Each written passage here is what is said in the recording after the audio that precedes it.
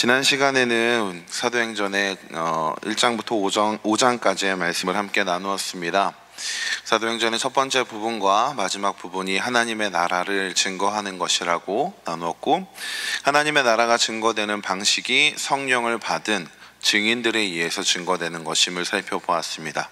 특별히 베드로와 같은 사도들을 통해서 하나님의 나라가 복음을 전하는 자들을 통해서 확장되어 가고, 또 교회가 그로 인해 든든히 서가는 것들을 함께 살펴보았습니다. 오늘은 거기에 이어서 이제 교회에 일어난 일들을 더 살펴보려고 합니다. 6장 1절부터 나오는 이야기는 우리가 잘 알고 있는 7명의 일꾼을 세운 이야기입니다. 우리 3절과 4절, 6장 3절과 4절 우리 함께 같이 읽어보겠습니다. 사도행전 6장 3절과 4절입니다. 형제들아, 너희 가운데서 성령과 지혜가 충만하여 칭찬을 받는 사람 7을 택하라. 우리가 이 일을 그들에게 맡기고 우리는 오로지 기도하는 일과 말씀 사역에 힘쓰리라 하니. 아멘. 이 말씀의 이야기가 시작된 배경은 무엇이냐면, 교회가 커지면서 사람들이 늘어난 겁니다. 늘어나면서 헬라파 유대인들이 자기에 소속되어 있는 과부들이 매일마다 구제를 받는 일에 빠지게 된 일이 생긴 거죠. 미워해서 그랬던 건 아닌 것 같습니다. 사람이 많이 늘어나다 보니까 사도들끼리 감당하는 수가 이미 넘어버렸던 거죠. 그래서 이 일을 함께 나눌 사람들을 세운 겁니다. 우리가 흔히 알고 있는 7지사라고 부르는 사람들이 세워진 거죠. 사도들은 이들을 세우면서 자신들은 오로지 기도하는 일과 말씀 사역에 힘쓰고, 이렇게 세워진 사람들로서 교회 재반 사무의 일들을 감당하게 함으로써 교회가 점점 커져가면서 생기는 문제를 해결했습니다. 지난주에 살펴봤던 아나니아 삽비라의 이야기가 교회를 흔들려고 하는 이야기였던 것처럼, 이렇게 교회가 커지면서 생기는 문제도 교회를 분열시킬 수 있는 문제가 될 수 있었는데, 이 문제를 함께 짐을 나눌 수 있는 일꾼을 세움으로써 해결했던 거죠. 그래서 7절에 보면 하나님의 말씀이 점점 왕성하여 예루살렘에 있는 제자의 수가 더 심히 많아지고 허다한 제사장의 무리도 이 도에 복종하니라 라고 이야기하면서 교회 안에 있는 문제들이 해결되어 가는, 하나님께서 세우신 교회가 점점 흥왕해가는 모습을 보게 됩니다. 이렇게 교회가 세워져 나가고 있는 중에 한 인물이 부각돼서 나타나는데, 누구냐면 스데반이라고 하는 사람입니다. 이 스데반이라고 하는 사람은 은혜와 권능이 충만하여 큰 기사와 표적을 민간에 행합니다. 우리가 지난번에 살펴봤던 말씀을 보면 사도행전 4장 29절에서 31절을 보면 성도들의 기도가 나옵니다. 주여 이제도 그들의 위협함을 굽어보시옵고 또 종들로 하여금 담대히 하나님의 말씀을 전하게 하여 주시오며 손을 내밀어 병을 낫게 하시옵고 표적과 기사가 거룩한 종 예수의 이름으로 이루어지게 하옵소서 하더라 라고 기도합니다. 그러니까 표적과 기사가 나타나는 이유가 뭐냐면, 예수의 이름이 증거되는 곳, 하나님의 말씀을 전하는 곳에서 이 사역을 잘 감당할 수 있게 해달라고 기도했던 것, 그것이 표적과 기사였던 것이죠. 그러니까 스데반이 은혜와 권능이 충만하여 큰 기사와 표적을 민간에 행했다라고 하는 것은 무엇이냐면, 스데반이 복음을 전파하고 있었다라는 말이죠. 단순히 어떤 능력만을 행하는 것이 아니라 복음을 전하고 하나님의 말씀을 전하고 있었다라고 생각해 볼 수 있습니다. 근데 이 모습 때문에 논쟁이 시작됩니다. 스데반이 전하고 있는 하나님의 말씀, 복음에 대해서 논쟁을 하기 시작하죠. 근데 이 논쟁에 대해서 사람들이 스데반을 이기지 못하는 겁니다. 지혜와 성령으로 말함을 능히 당하지 못해서 어떤 수를 쓰냐면 사람들을 매수합니다. 그리고 그가 하지 않았던 말을 했다고, 모세와 하나님을 모독하는 말을 하는 것을 우리가 들었다라고 고발을 하죠. 그래서 스데반이 어디에 서냐면 공회에 서게 되는 겁니다. 공회에 서서 재판을 받게 되는 것이죠. 재판을 받는 그곳에서 스데반은 설교를 시작합니다. 우리가 보통 이 부분을 스데반의 설교라고 이야기하는데, 설교와 같기도 하고 또 논증 같기도 하고, 스데반이 자신을 고소한 사람들의 내용들을 이 내용을 통해서 반박하는 것이죠. 스데반을 고소하는 사람들은 스데반이 하나님을 모독했다, 모세를 모독했다, 두 번째로 율법을 거슬려 말했다. 그리고 세 번째로 예수님께서 성전을 헐고 다시 세우겠다라고 하는 이야기를 끄집어내서 고소한 겁니다. 모세와 하나님을 모독하는 건 유대인들이 참을 수 없는 일이었고요. 율법도 마찬가지였습니다. 유대인들에게 있어서 율법을 건드린다고 하는 건 그들의 심장을 건드리는 것과 마찬가지였죠. 성전도 마찬가지입니다. 성전은 그들의 자랑이었고 성전이 무너진다라고 하는 건 그들에게 있어서는 안 되는 일이었던 거죠. 근데 스데반은 이런 일들을 다 했다라고 고발을 하자 스데반이 아브라함부터 시작한 많은 구약의 역사들을 끄집어내서 이야기를 합니다. 그리고 그 설교 속에서 무엇을 나타냈냐면 자신이 모세와 하나님을 모독하지 않았다. 오히려 구약의 역사 속에서 유대인들의 역사 속에서 지도자와 하나님을 모독한 것은 유대인들이었다라고 다시 반론해서 이야기하는 것이죠. 구약의 역사를 보면 유대인들은 하나님께서 보내신 지도자들을 배반하고 또 우상을 섬겼던, 또 하나님께서 하나님과 언약을 맺고 나서 바로 즉시 우상을 만들어 새겼던, 그러니까 하나님 앞에 오히려 그들이 더 우상을 섬기고 지도자를 배반하는 일을 더 많이 했던 것이었죠. 또 두 번째로 율법을 거스리는 것도 유대인들이었습니다. 그들이 율법을 가지고는 있었지만 율법을 잘 지키지 않고 율법을 온전히 성취하지 못했던 민족이었던 거죠. 성전에 대하여는 하나님께서 손으로 지으신 곳에 계시지 않겠다라고 말씀한, 하나님께서 더 크고 위대한 분이라고 말씀하셨던 구약의 예언을 가지고 반박을 합니다. 그러니까 그들이 고소를 한 그 내용으로 스데반을 능히 잡을 수 없게 된 것이죠. 그리고 스데반이 이렇게 이야기합니다. 51절과 53절, 7장 51절부터 53절까지의 말씀입니다. 우리 함께 읽어보도록 하겠습니다. 목이 곧고 마음과 귀에 할례를 받지 못하는 사람들아, 너희도 너희 조상과 같이 항상 성령을 거스르는도다. 너희 조상들이 선지자들 중에 누구를 박해하지 아니하였느냐? 의인이 오시리라 예고한 자들을 그들이 죽였고 이제 너희는 그 의인을 잡아준 자요 살인한 자가 되나니 너희는 천사가 전한 율법을 받고도 지키지 아니하였다 하니라. 아멘. 유대인들이 스데반을 고소한 내용들은 이 내용들이었죠. 지도자들을 무시했다, 모세와 하나님을 모독했다, 율법을 지키지 않았다, 성전을 무너뜨린다고 얘기한 그 예수님의 이야기를 전했다.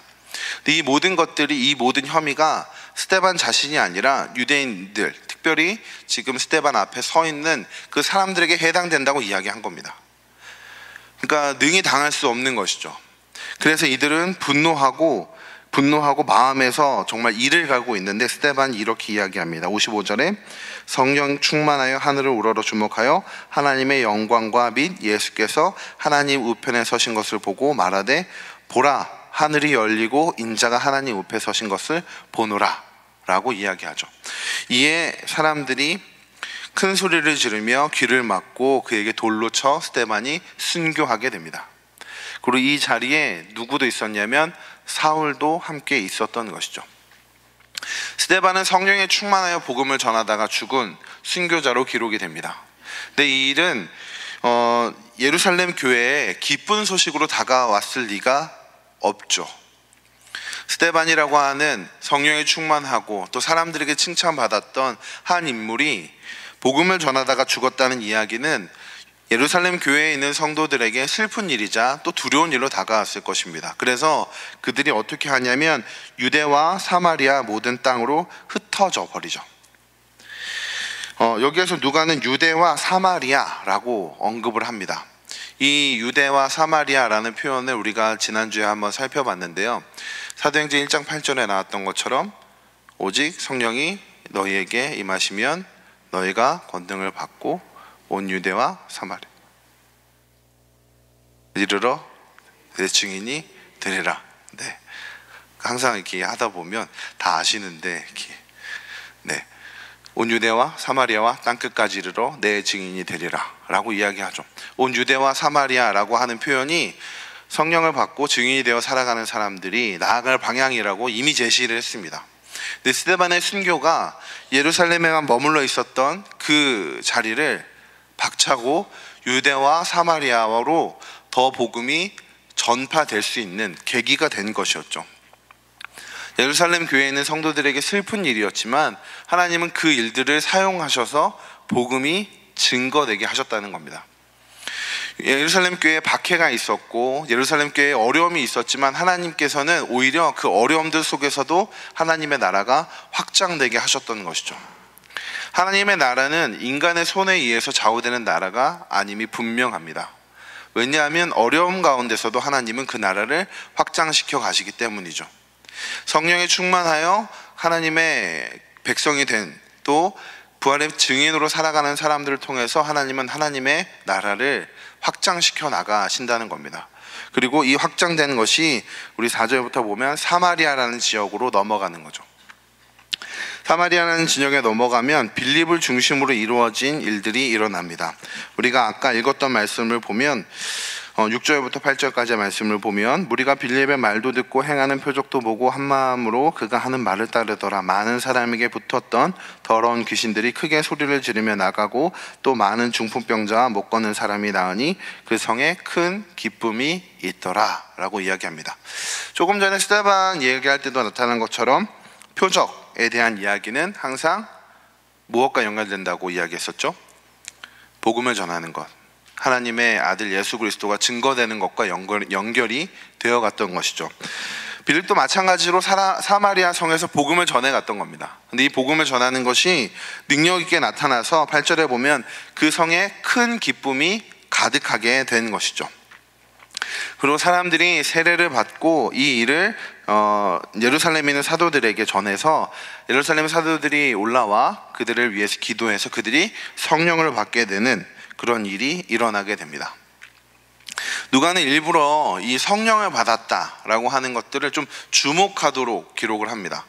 예전에 있던 일들을 보면 세례를 받고 성령을 받는 것이 동시적으로 일어나는 것처럼 보이는데 하나님은 이때 성령을 받았다라고 하는 걸 사도들을 통해서 조금 더 부각해서 보도록 이 일들을 계획하셨던 거죠. 그 이유는 무엇이냐면 사마리아인들이 성령을 받았다라고 하는 사실은 유대인들이 주목해서 봐야 하는 사건이었기 때문입니다. 유대인들은 사마리아인들을 좋아하지 않습니다.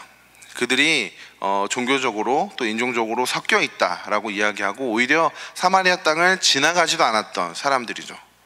근데 그들도 성령을 받았다라고 하는 얘기는 뭐냐면 그런 사마리아인들도 하나님께서 자신의 백성이라 부르셨다라고 하는 증거가 되기 때문입니다. 그러니까 사마리아인들도 성령을 받음으로써 하나님의 백성이라고 선언이 된 거죠. 그래서 이걸 더욱더 주목하게 하기 위해서 누가와 또 하나님께서 행하신 일들을 이렇게 보게 하신 겁니다. 성령을 사마리아인들도 받았다. 즉 하나님의 백성은 더 이상 유대인이라고 하는 혈통적 한계에 묶여있지 않고 사마리아인들로 확장되어 가고 있구나. 하나님은 그 사마리아인들조차도 하나님의 백성으로 부르시고 계시구나 라고 하는 걸 우리가 이 말씀 속에서 볼 수 있는 것이죠. 뿐만 아니라 이 사건이 끝나고 나서 빌립은 에티오피아 여왕 간다게의 모든 국고를 맡은 관리를 만나게 됩니다. 이것도 성령님께서 인도에 가시는 일이죠. 성령께서 빌립을 이끄셔서 그 내시를 만나게 하십니다. 그 내시가 이제 성경을 읽고 있었는데 이사야의 글을 읽고 있었습니다. 그런데 이사야의 글이 어떤 내용인지 다 알 수가 없었던 거죠. 가르쳐주는 사람이 없었기 때문에 빌립은 그 내시에게 가서 그 이사야의 말씀들을 가르쳐줍니다. 우리 8장 34절부터 36절의 말씀 우리 함께 같이 읽어보겠습니다. 그 내시가 빌립에게 말하되 청컨대 내가 묻노니 선지자가 이 말한 것이 누구를 가리킴이냐 자기를 가리킴이냐 타인을 가리킴이냐. 빌립이 입을 열어 이 글에서 시작하여 예수를 가르쳐 복음을 전하니 길 가다가 물 있는 곳에 이르러 그 내시가 말하되 보라 물이 있으니 내가 세례를 받음에 무슨 거리낌이 있느냐. 빌립이 그 말씀을 통해서 누구를 증거하죠? 예수님을 증거합니다. 그리고 이 예수님을 증거하는 것으로 에티오피아 내시가 세례를 받죠. 여기서 반복되고 있는 단어가 있는데 그게 무엇이냐면 에티오피아라는 단어입니다. 에티오피아. 그러니까 지리적인 어떤 확장들이 동시에 일어나고 있는 거죠. 이전까지만 해도 복음은 예루살렘이라고 하는 특정 지역에서만 일어나는 것처럼, 그리고 유대인들 안에서도 하나님의 백성은 그래도 유대인이지라고 생각할 법한 그런 상황들이 펼쳐졌는데, 예루살렘 교회 박해로 인해서 하나님께서 이 복음의 확장을 정말 놀랍게 보여주신 겁니다. 사마리아인들도 성령을 받고 하나님의 백성이 되고, 지리적으로 에티오피아에 있는 에티오피아 사람에게도 확장이 되어 가는 것이죠. 복음이 계속 확장되어 가는 것을 볼 수 있게 되는 겁니다. 예루살렘에 있는 예루살렘 교회에 임한 그 박해가 교회를 위축시킨 게 아니라, 복음을 위축시킨 게 아니라, 오히려 이 일을 통해서 복음이 더욱더 확장되어 가고, 이 일을 통해서 하나님의 나라가 더욱더 왕성하게 커져 나가는 것을 보게 되는 것이죠. 어떻게 이런 일이 일어날 수 있을까요? 그 이유는 무엇이냐면, 이 모든 사역을 이끌어 가시는 주체는 성령님이시기 때문입니다. 사실 빌립이든 또 스데반이든 앞서 나오는 베드로든 모든 사람들은 기본적으로 전제되어 있는 모습이 있습니다. 뭐냐면 성령으로 충만한 사람들이라는 거죠. 성령에 의해서 이끌려가는 사람들, 성령께서 이끄시면 그대로 순종하는 사람들입니다. 그러니 이 모든 일들은 누가 주도해 가시는 거냐면 성령께서 주도해 가시는 거죠.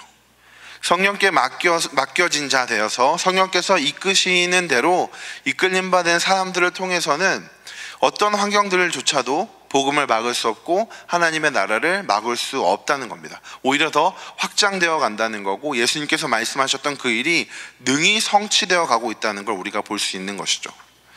하나님의 나라는 이렇게 확장되어 갑니다. 한 사람의 특별한 능력이 아니라 성령님께 순종하는 한 사람을 통해서, 그 한 사람 한 사람들을 통해서 확장되어 간다는 것이죠. 우리가 이 사실을 분명히 기억할 때 우리가 어떤 것에 집중해야 되는지 분명히 기억할 수 있습니다. 그건 무엇이냐면, 우리가 언제나 하나님의 나라의 복음의 증인으로 살아가기 위해서는 내가 가지고 있는 능력이 아니라 성령님께 내 모든 것을 맡기고 하나님께서 내 모든 것을 주도해 주시기를 간구하며 살아갈 때, 우리의 삶의 연약함조차도 하나님의 나라를 확장하는데 방해가 되지 않고 오히려 그것을 사용하셔서 그 나라를 확장해 가신다는 것이죠. 그래서 우리가 기도해야 하는 것입니다. 기도가 우리의 모든 것들을 내려놓고 하나님께 우리의 모든 것을 맡기는 시간이기 때문에 그렇게 교회가 확장되어 가고 있었습니다. 그러던 중에 9장으로 넘어오면 사울이라는 한 인물이 다시 등장하죠. 기독교 역사에서 절대 잊혀지지 않을 이름이죠. 사울. 이후에 이제 이방 선교를 위해서 바울이라는 이름을 가지고 살아가는 사람인데, 이 사람이 처음부터 예수 그리스도를 믿었던 사람들이 아닙니다.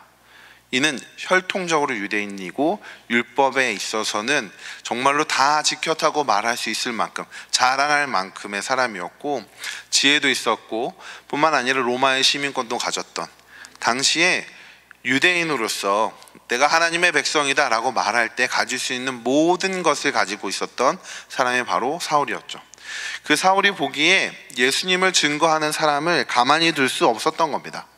그래서 9장 1절부터 5절까지를 보면, 사울이 주의 제자들에게 대하여 여전히 위협과 살기가 등등하여 대제사장에게 가서 다메섹 여러 회당에 가져갈 공문을 청하니, 이는 만일 그 도를 따르는 사람을 만나면 남녀를 막론하고 결박하여 예루살렘으로 잡아오려 함이라 라고 기록하고 있습니다. 사울에게 뭐가 가득했냐면 위협과 살기가 가득한 겁니다.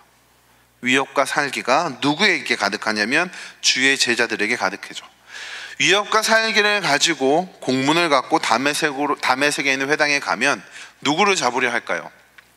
예수 믿는 사람들을 잡으려 할 겁니다. 그들을 잡아서 다시 끌고 오던, 아니면 나사렛 이단을 따르는 자들이라고 이야기하며 죽이던 했겠죠. 그렇게 사울이 다메섹으로 가던 중이었습니다. 사울 안에는 예수 그리스도를 따르는 자들을 잡아서 죽이거나 고문하거나 그들을 향한 살기를 내뿜고 다메섹을 향해 가고 있었던 거죠. 그 중에 놀라운 사건이 벌어집니다. 우리 3절부터 5절까지의 말씀 함께 읽겠습니다. 사울이 길을 가다가 다메섹에 가까이 이르더니 호련히 하늘로부터 빛이 그를 둘러 비추는지라. 땅에 엎드려져 들음에 소리가 있어 이르시되 사울아 사울아 내가 어찌하여 나를 박해하느냐 하시거늘 대답하되 주여 누구시니까 이르시되 나는 내가 박해하는 예수라. 아멘. 사울은 여기에서 예수님을 만납니다. 여기에서 예수님을 만나죠. 그리고 그의 인생이 어떻게 됩니까? 완전히 뒤집히게 되죠. 완전히 뒤집히게 됩니다. 사울이 예수님을 만나고 난 다음에 눈을 보지 못했습니다. 그리고 예수님께서 아나니아를 보내셔서 눈을 뜨게 하시죠. 이 일로 인해서 사울은 전혀 다른 모습들을 보여줍니다. 19절의 말씀을 보면 사울이 다메섹에 있는 제자들과 함께 며칠 있을 때 20절에 즉시로 각 회당에서 예수가 하나님의 아들이심을 전파합니다.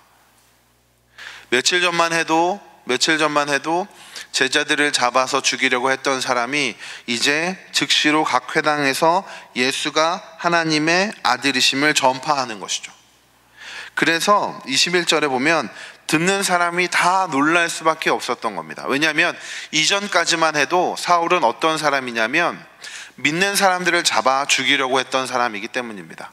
그런 사람이 예수님을 만나서 즉시로 예수가 하나님의 아들이심을 전파하게 된 거죠.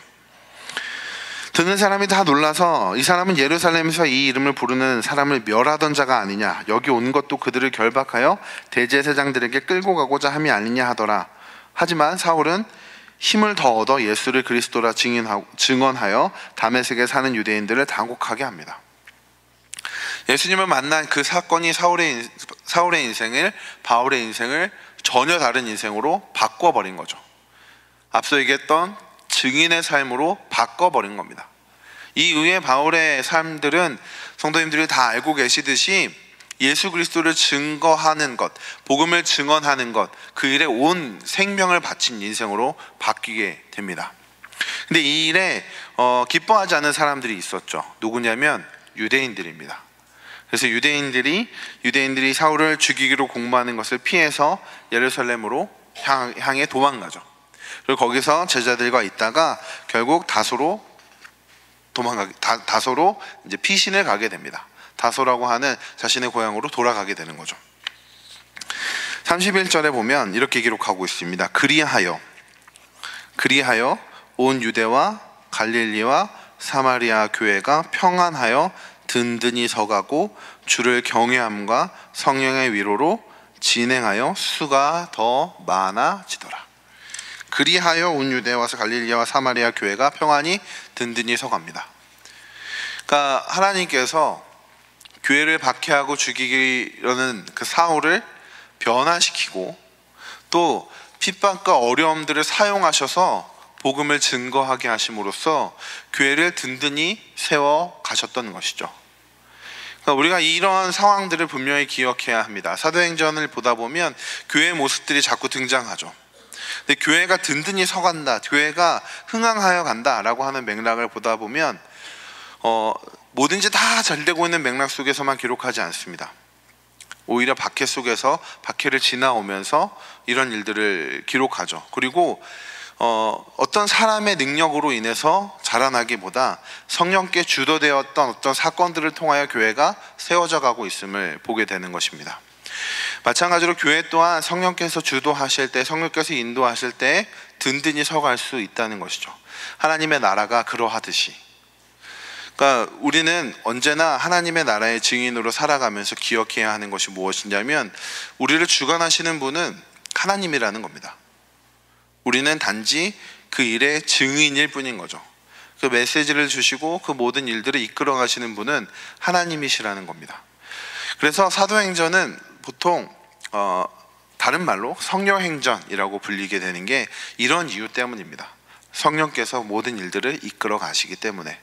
우리가 이 일들을 보면서 우리의 삶도, 우리들의 인생들도 그렇게 성령께서 인도해 가시는 인생이 되기를 소망하면서 우리를 내어드리면 우리를 통해서 이 복음의 증인된 역사가 나타날 것이라고 믿습니다. 이 일이 있고 난 뒤에 다시 장면이 변해서 베드로가 등장합니다.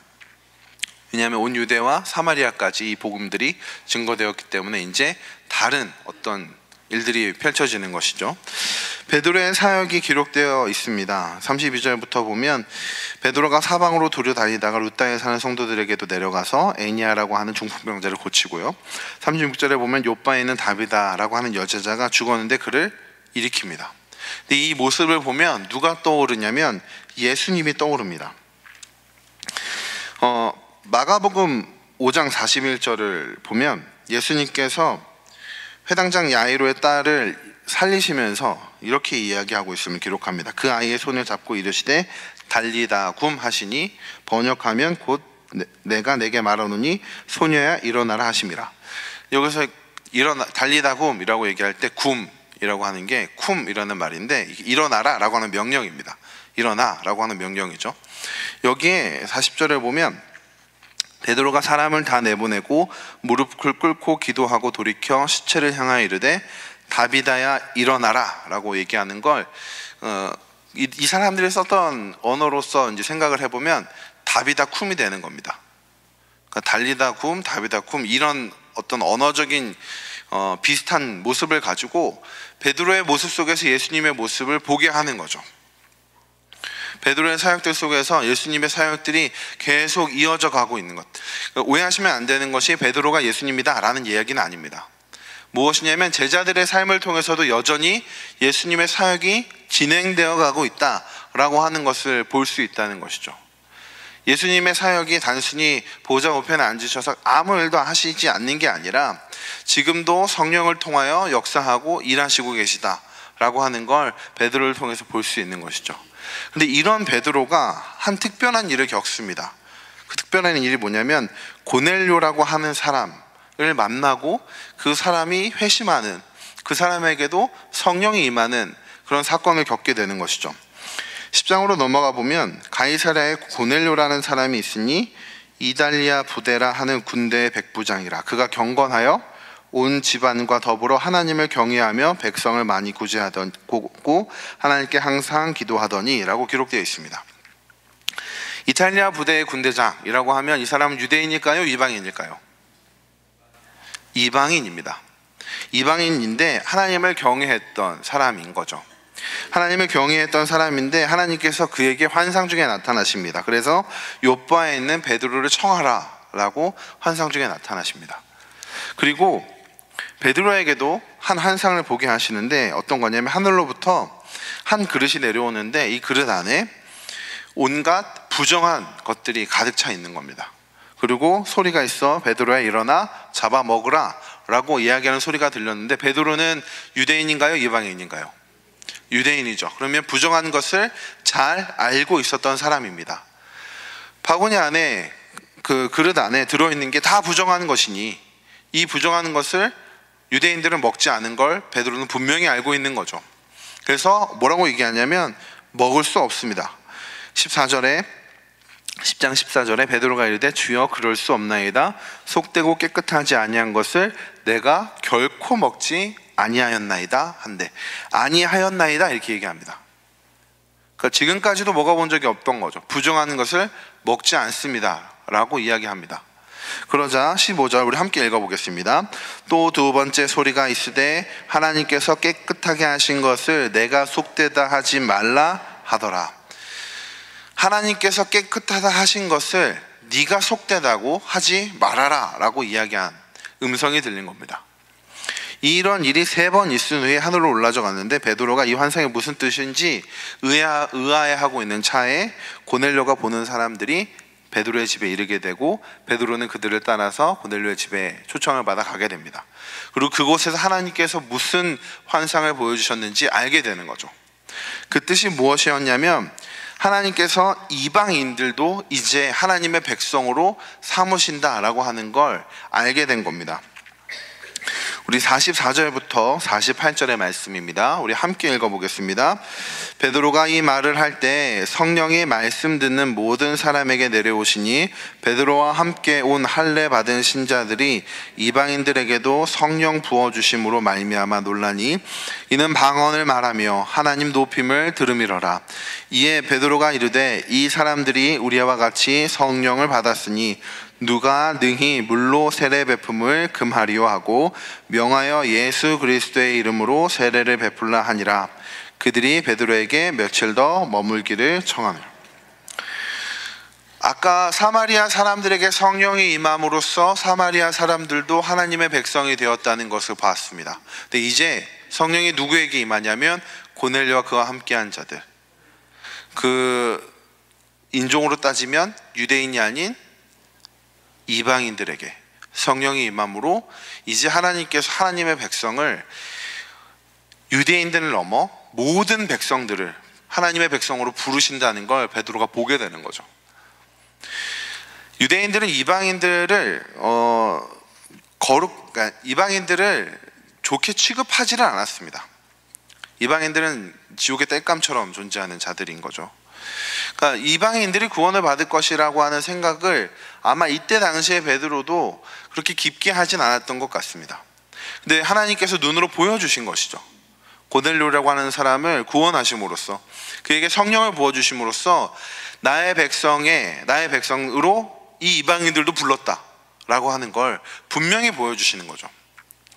이 모든 일들을 이제 하나님께서 예루살렘을 넘어서 유대와 사마리아와 땅끝까지 이뤄가는 지리적인 확장인 뿐만이 아니라 인종적인 것들도 다 허물고 계시는 겁니다. 유대인들뿐만이 아니라 이방인들도 하나님께서 자신의 백성으로 부르신다는 것이죠. 부르셨다는 걸 베드로가 눈으로 본 겁니다. 성령이 임함으로. 그리고 베드로가 하는 얘기가 무엇이냐면 이 모든 일들을 하나님께서 하시니 누가 능히 이것에 대해서 하나님께 말할 수 있느냐라고 이야기하는 것이죠. 그런데 이 일이 예루살렘에 있는 교회에 있는 조금 유대주의적 색채가 강한 사람들에게 있어서는 문제가 됐습니다. 어떤 문제냐면 베드로가 이방인과 함께 식사를 한 그것 때문에 문제를 삼았던 거죠. 베드로가 뭐라고 얘기하냐면 11장 17절부터 18절입니다. 그런즉 하나님이 우리가 주 예수 그리스도를 믿을 때 주신 것 같은 선물을 그들에게 주셨으니 내가 누구이기에 하나님을 능히 맡겠느냐 하더라. 그들이 이 말을 듣고 잠잠하여 하나님께 영광을 돌려 이르되 그러면 하나님께서 이방인에게도 생명 얻는 회개를 주셨도다 하니라. 아멘. 베드로가 분명하게 얘기하는 거죠. 이 일은 내가 내 머릿속으로 계획한 것이 아니라 하나님께서 주도하셔서 하나님께서 하신 일이다. 그러니 내가 누구긴데 그 하나님께서 하신 일을 맡겠느냐라고 이야기하는 거죠. 그러니까 우리가 분명히 계속해서 반복해서 보고 있는 겁니다. 하나님의 나라를 확장해 가시는 건 하나님께서 주도해 가시는 일이라는 거죠. 또 하나님의 그 복음을 분명히 그 사람들에게 전하고 그 사람들을 돌이키시는 건 하나님이 하시는 일이라는 걸 우리가 분명히 보고 있는 겁니다. 그리고 이 일을 통해서 그 사람들이 하나님께 영광을 돌리고 분명하게 이렇게 생각하죠. 하나님께서 이방인에게도 생명 얻는 회개를 주셨도다. 이제 복음이 지리적인 영역 또 인종적인 영역을 넘어서 계속 확장되어 가고 있는 것입니다. 성령께 인도함 받고 성령께서 인도해 가시는 사람들을 통해서 반복해서 가는 이야기고 계속되는 이야기이지만 이 사실을 계속 반복해서 강조하고 있는 이유는 무엇일까요? 이것이 가장 중요하기 때문입니다. 사도행전이 예수 그리스도의 복음 또 하나님의 나라의 확장, 하나님의 나라를 증거하는 것, 그것으로 쭉 이어져 가고 있는 주제라면 그 나라의 확장이 어떻게 확장되어 가고 있는지를 보는 건 매우 중요한 겁니다. 근데 그 나라가 어떻게 확장되어 가고 있냐면 성령에 의해서 확장되어 가고 있는 것이죠. 하나님에 의해서 확장되어 가고 있는 것입니다. 그런데 하나님은 누구를 통해 그 일을 확장하시냐면 성령의 충만함을 받은 제자들을 통해서, 증인들을 통해서 일을 확장해 가시는 거죠. 이 땅에서 하나님의 나라가 확장되어 가는 것도 마찬가지의 일인 겁니다. 하나님께서는 부유한 자든 가난한 자든 능력이 많은 자든 능력이 없는 자든 그런 차이들로 인해서 하나님의 역사가 좌우되게 하시지 않으셨습니다. 어떠한 기준으로 하나님의 일을, 하나님의 나라를 확장하게 하셨냐면 그 누구라도, 그 어떤 사람이라고 할지라도 늘 언제나 성령의 충만함으로 증인된 삶을 살아가는 사람들을 통해서 그 나라를 확장하게 하셨다는 거죠. 그 지역이 어디이든 그 일들이 어떤 상황에 펼쳐지든. 그렇다면 우리는 우리의 삶들 속에서 이 일을 능히 감당하는 제자가 되기로, 증인이 되기로 다짐해야 하는 것입니다. 하나님 앞에 제가 가진 게 없는데요, 제가 하나님 앞에 내세울 게 아무것도 없는데요 라고 말할 거리가 아무것도 없는 겁니다. 제자들이 보여준 모습이 그러했죠. 제자들의 경제적인 상황에 대해서 성경은 자세하게 기록하지 않습니다. 제자들이 말을 잘했다던가, 아니면 제자들이 능력이 많다던가, 아니면 주변에 어떤 다른 힘이 있다던가 라고 말하지 않죠. 오히려 뭐라고 얘기냐면 그들이 성령에 충만했다, 그들이 기도하는 가운데 있었다 라고 이야기하는 거죠. 그렇다면 우리가 이 증인된 삶을 이어받은 자들로서 하나님의 나라를 지금 이 순간에도 확장해 나가야 한다면, 우리는 지금 이 순간에도 언제나 성령의 충만함을 구하고 우리가 살아가고 있는 그 자리 속에서 하나님의 나라가 확장되기를 기도하고 간구하고, 또 그 일들 속에 하나님께서 나를 통해 일하시기를 늘 언제나 기도하고 소원해야 하는 것입니다. 그러할 때 하나님께서는 우리의 삶들을 통해서 하나님의 나라를 확장해 가실 것입니다. 하나님의 나라는 돈이나 능력, 권세에 의해서 좌우되거나 확장되지 않습니다. 오로지 성령께서 확장해 가실 때, 하나님께서 확장해 가시고 하나님께서 일하실 때 그 나라가 확장해 간다는 것, 커져간다는 걸 분명하게 기억할 수 있기를 소망합니다. 네, 이 일로 인해 이제 안디옥 교회와 예루살렘 교회가 이제 동시에 등장하는 장면이 나옵니다. 19절로 보면 스데반의 일로 환란으로 말미암아 흩어진 자들이 베니게와 구브로와 안디옥까지 이르러 유대인에게만 말씀을 전하는데, 그 중에 구브로와 구레네 몇 사람이 안디옥에 이르러 헬라인에게도 말하여 예수를 전파합니다. 그러니까 이미 이런 때에 복음이 헬라인에게도 전파되고 있었던 것이죠. 주의 손이 그들과 함께 하심에 수많은 사람들이 믿고 주께 돌아옴으로 안디옥 교회가 세워진 겁니다. 그리고 26절에 우리 함께 읽어보겠습니다. 만남에 안디옥에 데리고 와서 둘이 교회에 1년간 모여 있어 큰 무리를 가르쳤고, 제자들이 안디옥에서 비로소 그리스도인이라 일컬음을 받게 되었더라. 아멘.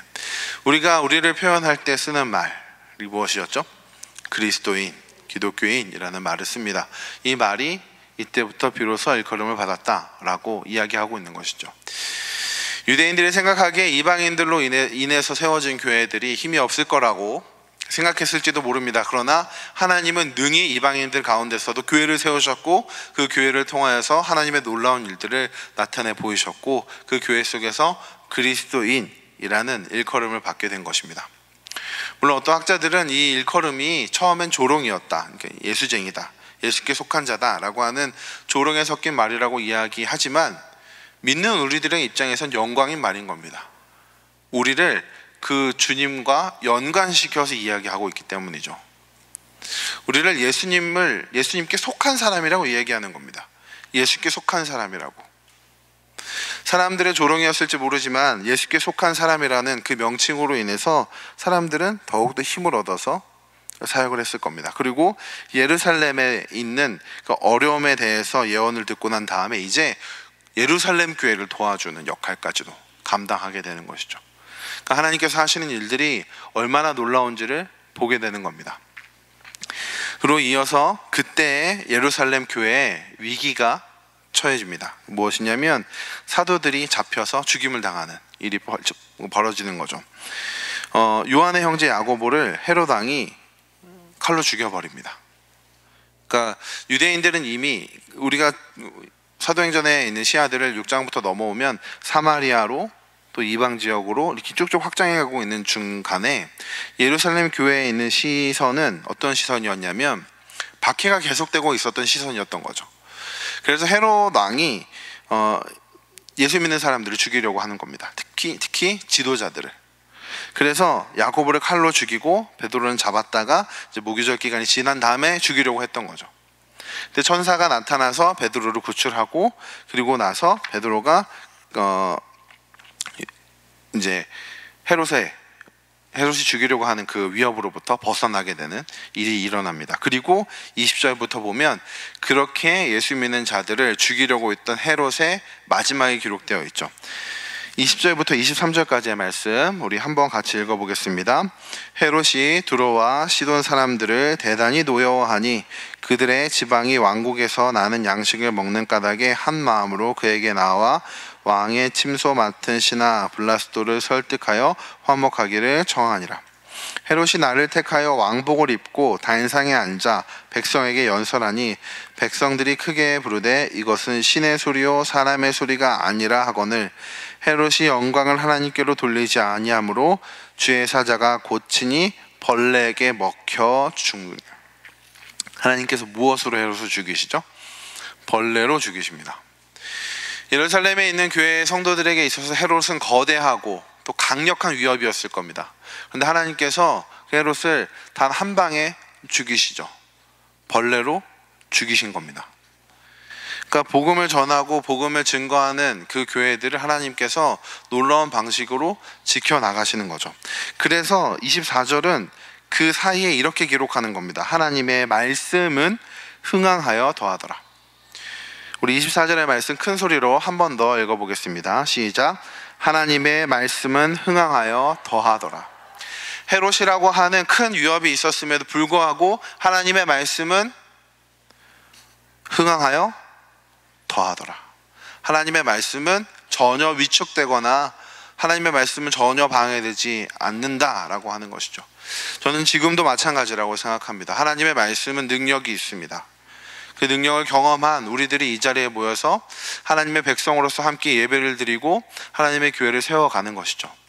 근데 이러한 일들이 어떠한 순간들 속에서 이루어져 가고 있었냐면 언제나 하나님께 자신의 삶을 드리고 성령으로 충만한 사람들을 통해서 이러한 일이 일어나고 있음을 우리가 잊지 않았으면 좋겠습니다. 비록 초대교회 같은 시대는 아니라고 할지라도 지금 이 교회의 시대가 세상 사람들로부터 지탄을 받고 세상 사람들로의 인식에 정말로 이제 교회는 끝났다라는 생각이 드는 순간이라고 할지라도 여전히 교회가 하나님의 손에 붙들려서 교회의 구성원들이 하나님 앞에 모든 것을 내어 맡기고 성령으로 충만하여 증인의 삶을 살아간다면 이 모든 위기들을 능히 극복하고 우리가 읽은 말씀처럼 하나님의 말씀은 흥황하여 더하더라 라고 하는 일들을 지금도 볼 수 있을 거라고 확신합니다. 우리가 이 일을 위해서 기도할 수 있었으면 좋겠습니다. 우리가 이 일을 위해서 기도하며 성령으로 충만하여 나아갈 때 복음은 결코 쇠하여지지 않을 것입니다. 우리의 연약함이 우리가 하나님의 일들을 성령에 충만하지 못하고 나의 욕심으로 가득하고 내 안에 성령께서 주도하시는 게 아니라 내 자존심과 내가 가지고 있는 내 계획과 내 생각들과 내가 가지고 있는 경험들 아니면 나의 욕심들, 나의 욕망들에 사로잡혀서 성령께서 내 삶을 주도하시는 것을 기뻐하지 않고 내가 내 마음대로 살고자 할 때 교회는 힘이 약해지는 것이죠. 교회가 그런 사람들이 많이 모여서 돈도 많고 건물도 커진다고 할지라도 그런 상황들 속에서는 교회가 이 말씀대로 보여지지 않는 겁니다. 힘이 아무리 세도 권력이 있어도 돈이 많아도 성령께서 주도하시지 않는다면 하나님의 말씀이 흥황하여 더하더라 라고 하는 교회의 모습이 될 수 없는 거죠. 반대로 교회가 약해지고 교회가 힘들더라고 할지라도 성령으로 충만하여 성령께서 인도하시는 대로 우리 모든 구성원들이 증인된 삶을 살아갈 때 하나님께서 우리 교회를 통해서 이 말씀의 흥황함을 또 이 복음의 흥황함을 하나님은 나라의 확장을 이루어 가실 것입니다. 우리가 연약할지라도 우리가 부족할지라도 그 일을 행하시는 건 하나님이시기 때문에 우리가 우리 자신을 내어 맡길 때 분명한 그런 일들이 있을 줄로 믿습니다. 우리가 이 기도 제목을 놓고 함께 기도했으면 좋겠습니다. 우리가 사도행전의 말씀들을 쭉 살펴보면서 하나님께서 일하시는 것들을 봤습니다. 하나님께서 하나님의 사람들을 통해서 이 놀라운 일들을 하나님의 나라를 확장해 가는 것을 보았습니다.